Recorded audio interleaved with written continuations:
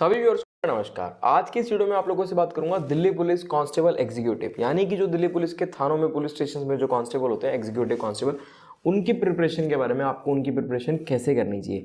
देखो, इसकी जो नोटिफिकेशन है वो अब तक जो शेड्यूल डेट है, जो टेंटेटिव डेट है, वो 2 मार्च 2023 की है, यानी कि अब की मार्च 2023 में इसकी नोटिफिकेशन आएगी। और जो एक्सपेक्टेड अभी डेट है एग्जाम की, अभी तक फाइनल डेट नहीं है, वो मई 2023 है। यानी कि हम कह सकते हैं अभी आपके पास 7 से 8 महीने हैं। तो अगर अभी आप लोग प्रिपरेशन करेंगे तो आप 7 से 8 महीने में बहुत ज़बरदस्त प्रिपरेशन कर सकते हैं। तो इस प्रिपरेशन स्ट्रैटेजी से रिलेटेड जितने भी आपके डाउट्स हैं, कंप्लीट हर चीज़ के बारे में बात करेंगे कि कैसे तैयारी करनी चाहिए, किन चीज़ों को स्किप करना चाहिए, किन चीज़ों को ध्यान में रखना है, क्या आपके लिए इंपॉर्टेंट हो जाती है। मैं अपने पर्सनल एक्सपीरियंस के थ्रू आपको बताऊंगा, क्योंकि मैंने एसएससी सीपीओ 2018, जिससे दिल्ली पुलिस में सब इंस्पेक्टर लगते हैं, जिस एग्जाम से, वो एग्जाम दिया था और उसमें मेरे टियर 1 में 200 में से 172 प्लस स्कोर था।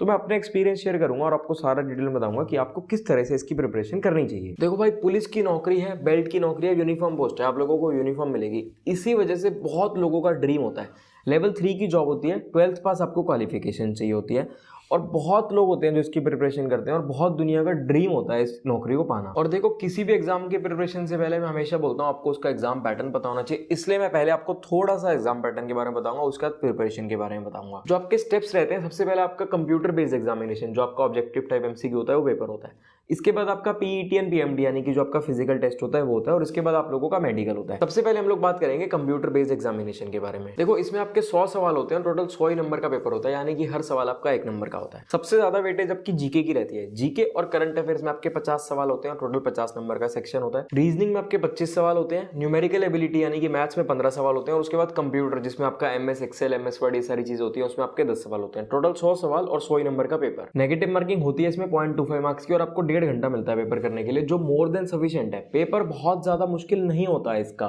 तो अगर आप लोग एसएससी के किसी और पेपर की प्रिपरेशन कर रहे हैं तो आपके लिए बहुत इजी रहेगा इस पेपर को क्रैक करना। कुल मिलाकर कोई बहुत ज्यादा दिक्कत नहीं होती। जीके पर थोड़ा सा आपको फोकस करना है, और इसी के साथ साथ आपको प्रीवियस ईयर एग्जाम्स पर, जो आप इसके आपके प्रीवियस ईयर पेपर हैं, उन पर फोकस करना है, क्योंकि जनरली उसी लेवल के क्वेश्चंस आते हैं, उन्हीं की रिपीटेशन होती है, थोड़ी बहुत वैल्यूज चेंज होती है।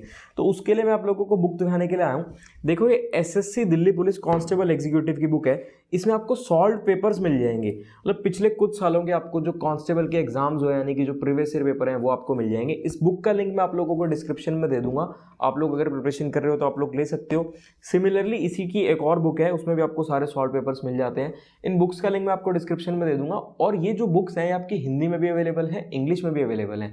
तो आप लोग जिस भी लैंग्वेज में प्रिपेयर कर रहे हैं, आप अपने हिसाब से बुक खरीद सकते हो। एसएससी का देखो, कोई भी पेपर होता है ना, उनमें सबसे मेन खेल होता है प्रीवियस ईयर क्वेश्चंस का, और दिल्ली पुलिस में तो प्रीवियस ईयर क्वेश्चंस आपके बहुत ज्यादा इंपॉर्टेंट हो जाते हैं। इससे एक और बेनिफिट होता है, वो एक बेनिफिट ही होता है कि जब आप तैयारी करोगे, आप पिछले सालों के पेपर लगाओगे ना, और आपका स्कोर अच्छा आएगा, तो आपको कॉन्फिडेंस आता है अपने आप पर कि देखो, ये एक्चुअल में ये पेपर एग्जाम में आया था, मैं उन एग्जाम को, उन पेपर को लगा रहा हूँ, और उसमें मेरा इतना अच्छा स्कोर आ रहा है। तो हाँ भाई, जब मैं असलियत में, जब एक्चुअल एग्जाम देने जाऊंगा, उस एग्जाम में भी मैं इस टाइप का स्कोर कर पाऊंगा।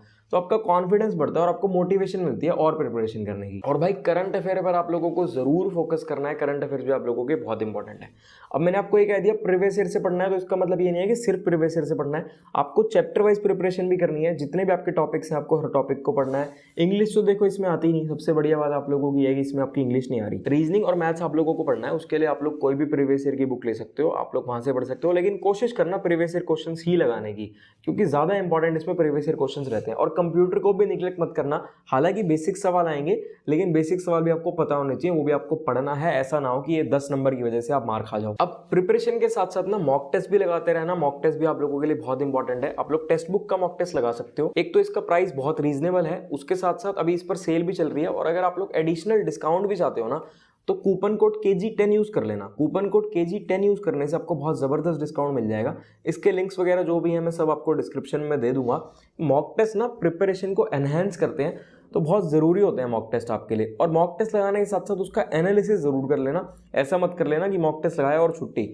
मॉक टेस्ट अगर 1 घंटा मॉक टेस्ट लगाते हो, 1-1.5 घंटा, 2 घंटा, जितना भी आपका मॉक टेस्ट है वो आप लगा रहे हो, उसके बाद आप लोग आधा घंटा उसके एनालिसिस पर लगाओ, एनालाइज करो कि हम क्या गलतियां कर रहे हैं, क्या हमारे वीक पॉइंट्स हैं, उनको नोट डाउन करो, नोट्स बनाओ, और कोई भी डाउट होता है वो डाउट आप मुझसे पूछ सकते हो, चाहे कमेंट में पूछ लेना, चाहे मुझसे इंस्टाग्राम आईडी पर पूछ लेना। और कूपन कोड KG10 यूज करना मत भूलना, उससे आपको एडिशनल डिस्काउंट मिल जाएगा। और देखो, जब आप लोग प्रिपरेशन कर रहे होगे ना, तो कोशिश करना ट्रिक्स को यूज करके करो, नॉर्मल बेसिक तरीकों से मत करना, ट्रिक्स को यूज करना। हमने पढ़ा रखा है, हमारा नया चैनल है कपूरी गुरुकुल क्लासेस, उस चैनल पर जाकर भी आप लोग देख सकते हो, उसमें भी हम आपको धीरे धीरे चैप्टर वाइज सारे चैप्टर्स पढ़ाएंगे ऑलमोस्ट हर गवर्नमेंट जॉब के लिए। अब ये तो थी भाई रिटन एग्जाम की बात। इसके बाद आपका जो फिजिकल होगा, फिजिकल भी इसमें बहुत इंपॉर्टेंट होता है, मेडिकल भी इसमें बहुत इंपॉर्टेंट होता है। तो साथ साथ आप लोग ना फिजिकल की प्रिपरेशन भी करते रहना, जो भी इसका क्राइटेरिया उस हिसाब से आप लोग तैयारी करते रहना। अगर आप लोग किसी सिलेक्टेड सब इंस्पेक्टर या कांस्टेबल का इंटरव्यू चाहते हो ना, कि वो आपको डिटेल में बताएं सारी चीजें कैसे होती हैं, तो कमेंट पे बता देना। अगर मुझे लगा कि ज्यादा लोगों की डिमांड है, ज्यादा कमेंट्स है, तो मैं जल्द से जल्द आप लोगों के लिए इंटरव्यू लेकर आऊंगा। मेरे बहुत सारे दोस्त हैं जो दिल्ली पुलिस में सब इंस्पेक्टर सिलेक्टेड हैं, तो उनका इंटरव्यू ले आऊंगा, वो आपको सारा कुछ डिटेल में बता देंगे। बाकी इसके फिजिकल और मेडिकल में आपकी जो बेसिक चीजें हैं, देखो एक आपकी कलर ब्लाइंडनेस चेक होगी, नॉक नीज चेक होगी, उसके बाद आपकी जो फिजिकल में long jump, high jump, running, ये जो बेसिक चीजें हैं, ये सारी चीजें तो होनी चाहिए परफेक्ट। इन चीजों पर तो आपको ध्यान देना ही देना है। और आप लोग ना लाइसेंस भी बनवा लेना, जिन लोगों के पास लाइसेंस नहीं है वो लोग लाइसेंस बनवा लेना। दिल्ली पुलिस की जितनी भी नौकरी हैं, ऑलमोस्ट हर नौकरी के लिए लाइसेंस होना जरूरी है। आप लोग समय को बिल्कुल भी खराब मत करो। अभी फिलहाल आपके पास लगभग 7 महीने हैं। अगर आपका एम है, आप लोग इसकी प्रिपरेशन करना चाहते हो, 7 महीने हैं। आप ये सोचो कि इन 7 महीने में आपको सब कुछ भूल जाना है, दिन दुनिया छोड़ देनी है और सिर्फ तैयारी करनी है। और ये उस दिन को इमेजिन करो कि जब 7 महीने के बाद आपका सिलेक्शन हो जाएगा, आप सारे स्टेप्स क्लियर कर लोगे, और जब आप लोग वर्दी पहनोगे, उस दिन के बारे में सोचो। वर्दी पहनोगे, ट्रेनिंग पर जाओगे, आपको कितना मजा आएगा, आपके पेरेंट्स कितना खुश होंगे, उसके बारे में सोचकर आप लोग मोटिवेशन लो और आप लोग तैयारी करो। मैं ये कहूँगा कि आप लोग अपना टाइम टेबल ऐसे बनाओ कि आप लोग डेली लगभग 8 घंटे तो पढ़ो। हाँ भाई, अगर आप लोग कॉलेज में हैं या अगर आप लोग ऑलरेडी कहीं और जॉब कर रहे हैं, तो 8 घंटे निकाल पाना आपके लिए इतना ईजी नहीं है, तो आप लोग इस समय को थोड़ा सा कम कर सकते हो। लेकिन जितना भी पढ़ोगे, बिल्कुल इफेक्टिव स्टडी होनी चाहिए। पढ़ाई के टाइम पर सिर्फ पढ़ाई होनी चाहिए, ऐसा नहीं होना चाहिए कि आप पढ़ रहे हो और दिमाग आपका कहीं और चल रहा है। क्योंकि देखो, यही एज है, इस उम्र में अगर आप लोगों ने मेहनत कर ली, तो उसके बाद पूरी उम्र आप लोगों के मजे रहेंगे। आपको सरकारी नौकरी मिल जाएगी, सोचो कितना मजा आएगा आपको, पूरी लाइफ आप एंजॉय करोगे। मैंने कोशिश करी है कि अपना एक्सपीरियंस शेयर करके आप लोगों को सब कुछ बताया जाए। फिर भी कोई भी डाउट हो, इंस्टाग्राम, टेलीग्राम, इसके वीडियो के कमेंट्स में कहीं पर भी पूछ लेना, हम लोग आपका रिप्लाई करेंगे जल्द से जल्द।